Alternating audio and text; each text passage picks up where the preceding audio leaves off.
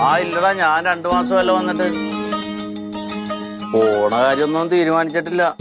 വെറുതെ അവിടെ കിടന്ന് കഷ്ടപ്പെട്ടിട്ട് ഒരു കാര്യമില്ലാന്നേ. ഇപ്പൊ ഇവിടെ ജോലി ഉണ്ടെങ്കിൽ ഇവിടെ നിൽക്കണേ അവിടെ നിൽക്കണേ കണക്കാണ്. പഴയ ഒരു സംവിധാനം ഒന്നും അവിടെ ഇല്ലേ? ഇല്ല. പിന്നെ ഇവിടെ ആരുമില്ല. മണ്ടുവിനൊരു സർജറി ഉണ്ടായല്ല, അപ്പൊ അതിനു വേണ്ടി വന്നതാണ്. എന്തേലും നോക്കണോടാ. ഞാൻ ഇനി പോണില്ല. ഇവിടെ എന്തേലും നോക്കണം. അതൊന്നും നമ്മുടെ തലയിൽ വരച്ചിട്ടില്ലടാ. രോഗവും കടവും ബഹളവും ഒക്കെ സഹിക്കാനാണ് നമ്മളെ വിട്ടേക്കണത്. ആരാണ്? സജീവനാണ്.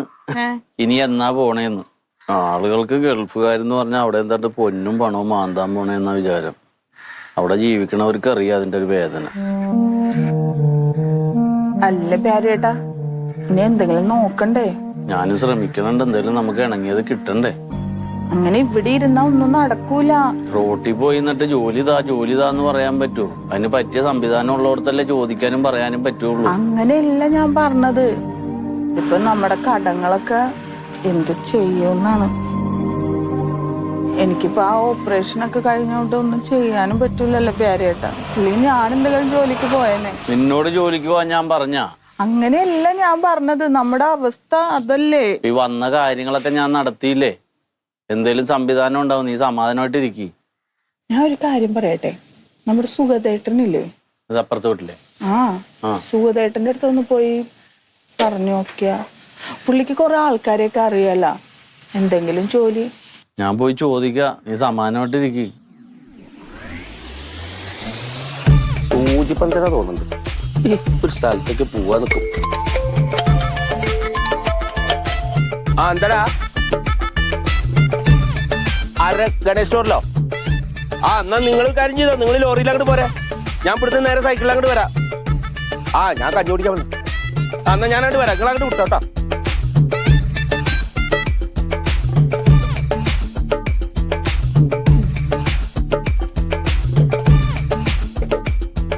സുഖേട്ടാ. എങ്ങനെണ്ടാ മണ്ടുവിന്? എങ്ങനെയുണ്ട് ഇപ്പൊ? അത് സർജറി കഴിഞ്ഞല്ല. ഇപ്പൊ ഒരു 3 മാസം റെസ്റ്റ് വേണം. ഇപ്പൊ വന്നിട്ട് 2 മാസമായില്ല. അപ്പൊ ഇനി പോണ്ടേ? പോണ കാര്യം അതൊന്ന് സംസാരിക്കാനാണ് ഞാൻ ഒന്ന് സുധേരനെ കാണാൻ വന്നതേ. എന്തേ? ഇപ്പൊ പഴയ പോലെ അവിടെ സാധ്യതയൊന്നുമില്ല. പിന്നെ ഞാൻ അവിടെ പോയി കിടന്ന് ഇവിടെ ഒറ്റക്കല്ലേ. എന്തേലും പെട്ടെന്ന് വന്ന ആരും ഇല്ലല്ലോ നോക്കാൻ. അപ്പൊ പിന്നെ എന്താ ചെയ്യ? എന്തേലും ഒരു ജോലി സുധേരന്റെ ഒരു കണക്ഷനില്ലേ അതല്ലേ ചുമട്ടെടുക്കാനും ഞാൻ തയ്യാറാണ്. പണ്ടത്തെ പോലെ ഒന്നല്ലടാ. മറ്റു ചുമട്ട് തൊഴിലാളിക്ക് ഇഷ്ടം പോലെ ആൾക്കാരാണ് ഇപ്പൊ. അല്ല സുധേട്ടൻ ഇത്രയും സീനിയർ ആളല്ലേ, ഒന്ന് സംസാരിച്ചാല് ഒന്ന് കയറാൻ പറ്റില്ലേ? നമ്മുടെ യൂണിയന്റെ നേതാവുണ്ട് മൊയ്തു. അപ്പൊ നമുക്ക് വേണ്ടപ്പെട്ട ആളാ. വേണം നമുക്കൊന്ന് പോയി സംസാരിച്ചോക്കാം. അത്രേ പറയാൻ പറ്റും.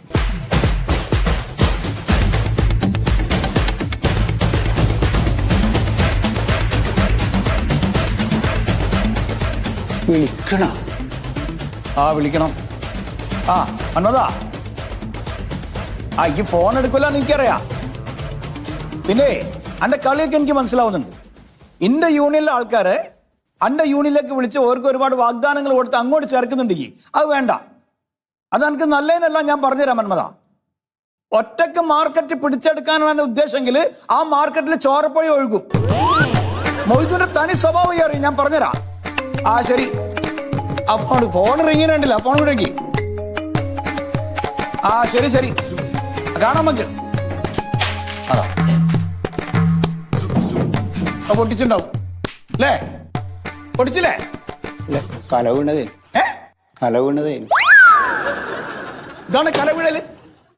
ഈ പൊട്ടി ഫോണും കൊണ്ട് ഞാൻ നടക്കട്ടെ? പോയിട്ട് വേറെ ഫോൺ മേടിച്ചിട്ട് വരി. എന്റെ അടുത്ത് പൈസ ഇല്ല. നിങ്ങളുടെ അടുത്ത് പൈസ വേണ്ട. ആ ഫൈസലിനെ പിടിച്ചല്ലേ.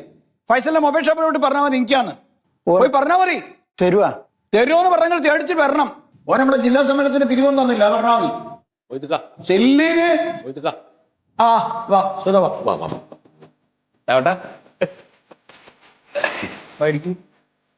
ഇരിക്കുന്നു വേണ്ട. ഇതാണ് ഞാൻ പറഞ്ഞ അറിയാതെ. ഇയാളാണല്ലേ? എന്താ മൂപ്പര് വിഷയം തരുമ്പോ? ഞാൻ പറഞ്ഞല്ലോ ഗൾഫിലായിരുന്നു. അവിടെ വലിയ ഗുണമൊന്നുമില്ല. പക്ഷെ എന്നാലും പോയതല്ലേ വെച്ചിട്ട് ഇങ്ങനെ കടിച്ചു തൂങ്ങി നിൽക്കായിരുന്നു. അപ്പോഴാണ് അവന്റെ ഭാര്യയ്ക്ക് ഓപ്പറേഷൻ വന്നത്. പിന്നെ ഇവിടെ ഒരാൾ വേണമല്ലോ അവളുടെ അടുത്ത്. അപ്പൊ ഇനി പോവാൻ പറ്റില്ല. ശരിക്കും ഇവിടെ പോസ്റ്റ് ഒഴിവൊന്നും ഇല്ല. പിന്നെ സുഗതേട്ടനോടുള്ള എന്റെ ഒരു അടുപ്പം വെച്ചിട്ട് ഞാൻ ചെറിയൊരു അഡ്ജസ്റ്റ്മെന്റ് ചെയ്തത്. ഞാൻ പറഞ്ഞില്ലേ അങ്ങനൊക്കെ. പോട്ടർ പണിയൊക്കെ എടുക്കുവോ? എന്ത് പണിയാണല്ലോ എടുക്കാൻ സാറേ? അങ്ങനെയാണെങ്കിൽ സുധ, നമ്മളെ ആലിയില്ലേ, ഏതായാലും നമ്മളെ പിന്നെ റെയിൽവേ സ്റ്റേഷനിലെ പോട്ടർ, ആ ആലി ആ മരിച്ച മരിക്കല്ല, അല്ല സീരിയസ് ആയി കിടക്കായിരുന്നു. ഓന് ബ്ലോക്ക് ഒക്കെ വന്നിട്ട് സർജറി ഒക്കെ ആണ്. ഇനി പോലും പെട്ടെന്ന് ഇങ്ങോട്ട് വരാൻ പറ്റുന്നുണ്ടാവില്ല. അല്ല അത് പറ്റില്ല. ഓന്റെ പോസ്റ്റിലേക്ക് കയറിക്കോട്ടെ മൂപ്പര്. അതെല്ലേ? ആ. ഓ ഭാഗ്യണ്ടാ. അതേപോലെ വഴിയുള്ളൂ. ആ ആയിക്കോട്ടെ. പിന്നെ സുധ, നിങ്ങളൊന്ന് പുറത്തേക്ക്, ഞാൻ മൂപ്പരോടൊന്ന് സംസാരിക്കട്ടെ. വലിയ ഉപകാരം സാറേ. കുറച്ച് കഴിഞ്ഞാൽ ശരിയാക്കാം എല്ലാം. അത് വളരെ നന്നായിട്ട് പാവം. അതെ, ഈ ആലിക്ക് ഒരു മോനും ഒരു മരുവനും ഉണ്ട്, അറിയോ? അതറിയാലോ. ഓർക്ക് രണ്ടാൾക്കും ഈ പണിയിലൊരു കണ്ണുണ്ട്. പോയില്ലേ? അപ്പൊ അങ്ങനെ ആ പാവത്തിന് വെറുതെ നിങ്ങളെ ഞാൻ എങ്ങോട്ടാ വിട്ടേ? മൊബൈൽ വാങ്ങാൻ വിട്ടല്ലേ? അതിന്റെ പണിയെടുത്തോളി ചെല്ലി. ഞാൻ പറഞ്ഞു തന്നതേ, അല്ലാതെ അപ്പൊ അവർക്ക് അതിൽ കണ്ടുണ്ടെങ്കിൽ പിന്നെ എങ്ങനെയാ? കണ്ണുണ്ടെന്ന് വെച്ചാൽ ഓരെന്തെങ്കിലും കൊടുത്തൊന്ന് ഒതുക്കിയാൽ മതി. ഓരിപ്പോ ആ ജോലി ചെയ്യാൻ വരുന്നൊന്നുമില്ല. അവർക്ക് വേറെ എന്തൊക്കെയോ പണികളുണ്ട്. അപ്പൊ എന്താ ചെയ്യേണ്ടവര്? അപ്പൊ എന്താ വേണ്ട വെച്ചാല് ആ ലേബർ കാർഡ് ചേഞ്ച് ചെയ്യുന്ന ഒരു ചാർജ് ഉണ്ട്. അത് വരും. പിന്നെ കോമ്പൻസേഷൻ ആയിട്ട് അവർക്ക് എന്തെങ്കിലും കൊടുത്താൽ മതി. ഈ മകനും മരുവനും. അതെ, അങ്ങനെ ആകുമ്പോ പിന്നെ റിസ്ക് ഇല്ല നമുക്ക്. മൊത്തത്തിലൊരു 400 റുപ്യ വരും. അത് കുഴപ്പമില്ല. 4000 റുപ്യല്ലേ എങ്ങനെയും സംഘടിപ്പിച്ചു കൊടുക്കാതെ. 4000? 40,000? 40,000? പിന്നെ 4 ലക്ഷമാണ് ഞാൻ പറയണത്. അത്ര വേണ? അല്ല അപ്പൊ എന്റെ ഈ ജോലിക്ക് 4 ലക്ഷം റുപ്യൊക്കെ കിട്ടൂലേ? എന്താ പറയുക, ഈ ആലി ജോലി ചെയ്യണ എവിടെയാണ്? റെയിൽവേ സ്റ്റേഷനിൽ അവിടുത്തെ പോട്ടറാ. അവിടുത്തെ വരുമാനം എന്താണെന്ന് അറിയാം എനിക്ക്. ഇതൊക്കെ ഇപ്പൊ കൊടുക്കണം 4 ലക്ഷം ഒന്നും അല്ല. ഓൻ പിന്നെ ജീവിതകാലം ഉണ്ടാക്കാൻ പോണത്. അത് ഓനെന്ന് പറഞ്ഞ് മനസ്സിലാക്കി. 4 ലക്ഷം വേണല്ലേ? അവന്റെ സ്ഥിതി മഹാ മോശമാണ്. എന്നാലും ഞാനൊന്ന് പറഞ്ഞോക്കെ കേട്ടോ. ശരി, 4 ലക്ഷം ശരിയാണ് കാര്യല്ലേ? ഓക്കെ അല്ലേ സുധേട്ടാ? ഓക്കെ ആവും. പക്ഷെ നിനക്ക് കൂട്ടിയോ കൂടുമെന്ന് അറിയാത്ത. ഞാൻ എന്ത് ജോലി വേണേലും ചെയ്തോളാം. അതിൽ സുധേട്ട പേടിക്കണ്ട. അതായത് ശരിക്കും ഈ ആലിക്കാടൻ മകനാണ് ഈ ജോലിക്ക് അർഹതേ. അപ്പൊ അവനാ ജോലി വേണ്ടെങ്കിൽ നമ്മൾ കോൺസെഷൻ കൊടുക്കണം.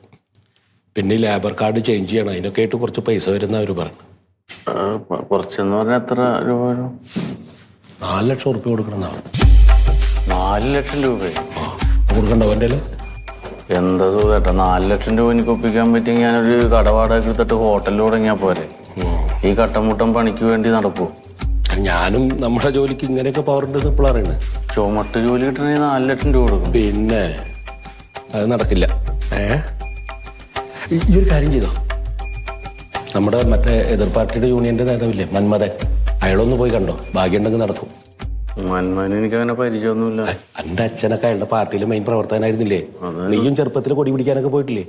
ചിലപ്പോൾ ആ ഒരു ബന്ധം വെച്ച് നടന്നാലോ? സുധേട്ടനും കൂടെ ഒന്ന് കൂടെ വരും. അസല് ഇപ്പൊ തന്നെ മാർക്കറ്റിലെ പ്രശ്നക്കാരനും മൊയ്തുകാരൻ്റെ കൂടെ ഞാൻ നടന്നിട്ട് അയാളായിട്ട് വരുതി കിടക്കാൻ ഞാൻ വന്നാൽ പണി കിട്ടില്ല. അല്ല സുധേട്ടാ, ഞാനിങ്ങി പോയി അയാളോട് പറഞ്ഞിട്ട് അയാൾ ഇതുപോലെ തന്നെ പൈസ ചോദിച്ചാലോ? അത് നടന്നില്ലേ? നീ ഒരു കാര്യം ചെയ്യ്, നീ എന്നെ ഒന്ന് വിളിക്ക്. എൻ്റെ ഒരു കൂട്ടുകാരുണ്ട് സത്യശീലൻ, എന്നെ പോലെ തന്നെ പ്രവാസിയായിരുന്നു, ഗൾഫിലായിരുന്നു. ഇപ്പൊ ഇവിടെ വന്നിട്ടേ മാർക്കറ്റിലെ സിമെന്റ് ഗോഡൗൺ ഇട്ടേക്കണം. അവൻ ഞാൻ പറഞ്ഞാൽ തട്ടില്ല. എന്തായാലും എനിക്ക് പണി കിട്ടും. രാഘവേട്ടാ, രാഘവേട്ടാ, ഇങ്ങോട്ട് വരി, ഇങ്ങോട്ട് വരി, ഇങ്ങോട്ട് വരീന്ന്.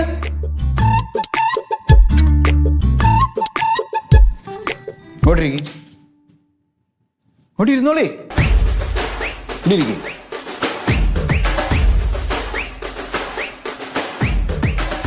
ഈ ഒളിച്ചു പാത്തൊന്നും നോക്കണ്ട, ഇവിടെ ഇരുന്ന് കാര്യങ്ങളൊക്കെ നിങ്ങൾ അങ്ങോട്ട് തീരുമാനിച്ചോളൂ കേട്ടോ. കോടൊക്കെ ഞാൻ മാറ്റിക്കോളാം പോയിട്ട്.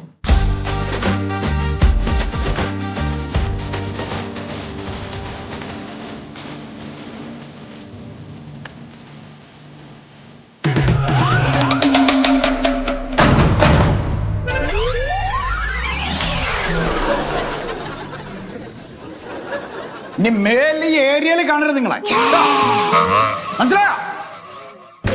എന്റെ രതീഷ, നിങ്ങൾ മീറ്റിംഗ് തുടങ്ങിക്കോ, ഞാനങ്ങടെ എത്താം. ഇത് എന്നെ നിങ്ങൾ തുടങ്ങി ഈശ്വര പ്രാർത്ഥനയൊക്കെ തുടങ്ങി വെച്ചോ. ഞാൻ ഇറങ്ങാൻ നേരത്ത് ഇവിടെ നമ്മുടെ ഒരു പയ്യൻ വന്നേ, പ്യാരി എന്ന് പറഞ്ഞാൽ നമ്മുടെ സുധാരേട്ടൻ്റെ മോനില്ലേ, അതെ ഞാനിപ്പോ ഒന്ന് സംസാരിച്ചിട്ട് അങ്ങോട്ട് വരാം. ശരി ശരി ശരി.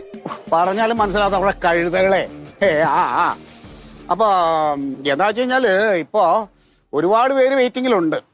ഇപ്പോൾ 10-100 പേര് തന്നെ ഇപ്പോൾ ഓൾറെഡി നമ്മുടെ ഇതിൽ നിൽപ്പുണ്ട്. പിന്നെ ഞാൻ ചോദിച്ചോട്ടെ, ഈ സ്കൂൾ അല്ലെങ്കിൽ കോളേജ് കാലഘട്ടത്തിൽ എന്തെങ്കിലും നമ്മുടെ ജാഥയിലോ അല്ലെങ്കിൽ ബസ്സിന് കല്ലെറിയാനോ അങ്ങനെ എന്തെങ്കിലും സമരത്തിലോ എന്തെങ്കിലുമൊക്കെ പങ്കെടുത്തിട്ടുണ്ടോ? ഇല്ല അങ്ങനെ ഒരു കുഴപ്പം ഞാൻ ഉണ്ടാക്കിയിട്ടില്ല. ഇല്ലേ? ഇല്ല. ഹായ്. എന്നെങ്കിലും ജയിലിൽ കിടന്നിട്ടുണ്ടോ? അടി വെട്ട് കുത്ത് അതിലെന്തെങ്കിലും പങ്കെടുത്തിട്ടുണ്ടോ?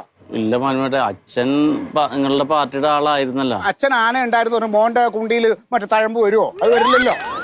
അപ്പൊ അതല്ല നമുക്ക് വേണ്ടത്. വോട്ട് ഞാൻ ചെയ്യാറുണ്ട് എല്ലാ തവണയും. ഓട്ട് എല്ലാവർക്കും ഉള്ളത്, അതാണ് ഇവര് ഒരു ഓട്ടുണ്ട്. രക്തസാക്ഷി ഉണ്ടോ വീട്ടില്? എപ്പം ഉണ്ടായിനാ? ഏതെങ്കിലും കൊല്ലം ഇല്ല. അപ്പൊ അതെ, ഇതിപ്പോ എന്താ വെച്ച് കഴിഞ്ഞാലേ നമുക്ക് ഇപ്പൊ അങ്ങനെ ഉള്ളവരെ നമുക്ക് പരിഗണിക്കാൻ പറ്റുമോ? അപ്പൊ ഈ അങ്ങനെയുള്ള ഒരു യോഗ്യതയില്ല. കാരണം ഇനിയിപ്പോ എടുത്ത് നമ്മൾ ട്രെയിനിങ് തരാനും അതിനുള്ളതല്ല ഞങ്ങളുടെ പ്രസ്ഥാനം, അങ്ങനെയുള്ള സംഭവം അല്ല. അവിടെ തൽക്കാലം വേറെ തിരിച്ച് ഗൾഫിൽ തന്നെ കയറി പോകാൻ നോക്കാം, അതല്ലേ നല്ലത്. അവിടെ പോയാൽ പിന്നെ ഉപ്പ് സത്യാഗ്രഹത്തിൽ പങ്കെടുത്തില്ല. അതും 2 മുദ്രാവാക്യം വിളിച്ച് കാണിച്ചു കൊടുത്തു.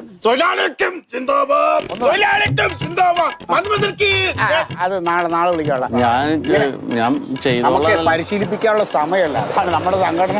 അത് അറിയാത്തോണ്ട്. ഹലോ, ഞാൻ തിരി ഇറങ്ങി വണ്ടി എടുക്കാൻ പറയും. ആ ഇറങ്ങി. ഓ ശരി. എത്തി.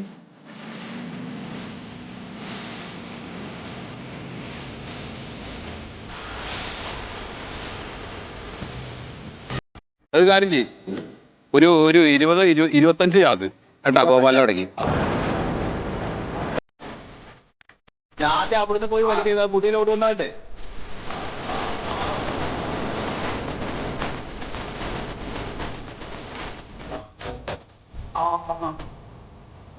ഓ ശരി, ആയിക്കോട്ടെ. നമ്മളെ കാണേണ്ട പോലെ കാണണം. സംഘടന ഉണ്ടെങ്കിലേ തൊഴിലാളികളേ ഉള്ളൂ, അത് മറക്കണ്ട. ഇതുവരെ മതിട്ടാ, ഇവിടുന്ന് അങ്ങനെ എടുത്താ ഇത് എടുക്കണ്ട. നമസ്കാരം സതീശൻ. നമസ്കാരം. എന്നിട്ട് ഇതുവഴിക്ക് പോയപ്പോ ഒന്ന് കേറി കാണാതെ വെച്ചു. പിന്നെ സിമന്റിന് ഇപ്പൊ നല്ല ചെലവുണ്ടല്ലേ? സിമെന്റ് കുഴപ്പമില്ല, മതി. അത്യാവശ്യം കൺസ്ട്രക്ഷൻ ഒക്കെ നടക്കുന്നുണ്ടല്ലോ. ഇത് ഭയങ്കര ലാഭമാണെന്നാണ് ഇങ്ങനെ പൊതുവെ ഇങ്ങനെ അറിഞ്ഞു കേട്ടത്. ചെറിയ ലാഭമൊക്കെ ഉണ്ട്. അതെ അല്ലേ? നമുക്ക് ഇപ്പൊ ഒരു മാസം നമ്മൾ എത്ര പാക്കറ്റ് സിമന്റ് വിൽക്കും ഒരു ഉദ്ദേശം? അതിപ്പോ അങ്ങനെയൊന്നും പറയാൻ പറ്റില്ല. അതിപ്പോ ഈ ഓർഡറൊക്കെ അനുസരിച്ച് അങ്ങനെ. അതായത് നിങ്ങൾ വന്ന കാര്യം പറ, ഇത് പെതുക്കിയ വാദമല്ല, പോയിന്റ് പറ. വെറുതെ വന്ന് വർത്താനം പറ, അല്ല കച്ചവടം പറഞ്ഞ കാര്യം ഉണ്ടാവും. അല്ല പൈസ അയക്ക് കാര്യം പറ. അല്ല ഉണ്ണി പറഞ്ഞു ശരി, ഞാനത് വിട്ടുപോയി. എന്താ അല്ല ഇടയ്ക്ക് ഒരു കാര്യം സൂചിപ്പിച്ചിരുന്നില്ലേ? അല്ല അത് മറ്റേ ജില്ലാ സമ്മേളനത്തിന്റെ കാര്യല്ലേ? അത് കൊടുത്തു, ആ പിരിവ് കൊടുത്തു. അതല്ല വേറെ കാര്യം പറഞ്ഞില്ലേ? അതെ, നമ്മുടെ സംഘടനയുടെ ഒരു സെമിനാർ നടക്കണുണ്ടല്ലോ ദുബായില്. അപ്പൊ അതിൽ എനിക്ക് അങ്ങോട്ട് പോകാനുള്ള ഫ്ലൈറ്റ് ടിക്കറ്റ് സ്പോൺസർ ചെയ്യുന്ന കാര്യം ഞാൻ പറഞ്ഞു. ഉണ്ണി അങ്ങോട്ട് വിട്ടിരുന്നു, ഉണ്ണി വന്നിരുന്നു, പറഞ്ഞിരുന്നു, എല്ലാം ഓക്കെ ആണെന്ന് പറഞ്ഞിരുന്നു. ആരോട് പറഞ്ഞു? പറഞ്ഞില്ലേ ഉണ്ണി? 3-4 തവണ പറഞ്ഞു. അന്നേരം ഇതേ പോയിന്റ്. അതെ, 3-4 തവണ നീ എന്നോട് പറഞ്ഞു. പക്ഷെ ഞാൻ എടുത്തു തരാന്ന് ഞാൻ പറഞ്ഞിട്ടില്ലല്ലോ. ഇല്ല. കേട്ടാ, പറഞ്ഞില്ല. ഞാൻ എന്തിനാ നിങ്ങൾക്ക് ടിക്കറ്റ് എടുത്തിരുന്നു? മന്മേട്ട ദുബായി പോകുന്നത് സ്വന്തം ആവശ്യത്താണോ? തൊഴിലാളികളുടെ നീറുന്ന പ്രശ്നം ആഗോളതലത്തിൽ ചർച്ച ചെയ്യാൻ വേണ്ടിട്ടാ പോകുന്നത്.